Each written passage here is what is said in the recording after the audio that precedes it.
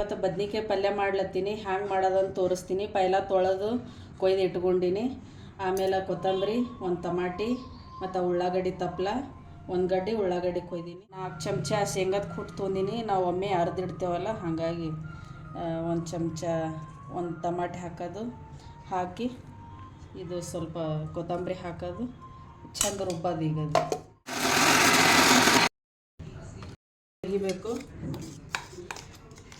Tomato ಮತ್ತೇನಪ್ಪ ಕೊತ್ತಂಬರಿ paste ಮಾಡೀನಿ. ಶೇಂಗಾದ ಕುಟ್ಟತ್ತೇವೆ ನಮ್ಮ ಕಡೆ, ಶೇಂಗಾದ ಕುಟ್ಟ. ಮಸಾಲೆ ಖಾರ ಮಾಡ್ತೇವೆ ನಮ್ಮ ಕಡೆ. ಮಸಾಲೆ ಖಾರ 1 ಸ್ಪೂನ್ ಸ್ವಲ್ಪ ಹಾಕೋದು ಸಾಕು.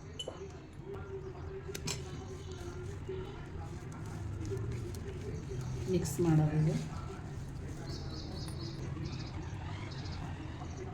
ತಿಂದು ನೋಡ್ರಿ, ಮಸ್ತ್ ಹತ್ತು, ಭಾಳ ಚಂದ ಆಗ್ತದೆ.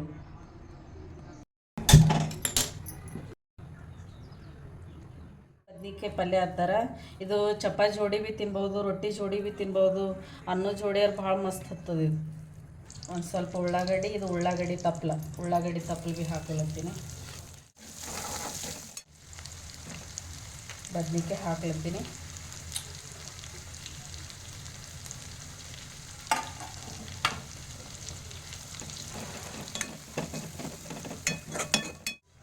ಸ್ವಲ್ಪ ನೀರು ಹಾಕ್ಬೇಕು. ಒಂದು ಉಪ್ಪು ಹಾಕ್ತೀನಿ ಸ್ವಲ್ಪ.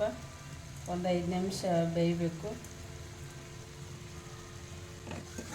ಮತ್ತು 5 ನಿಮಿಷ ಆಗ ನಾ ರೆಡಿ ಆಯ್ತು.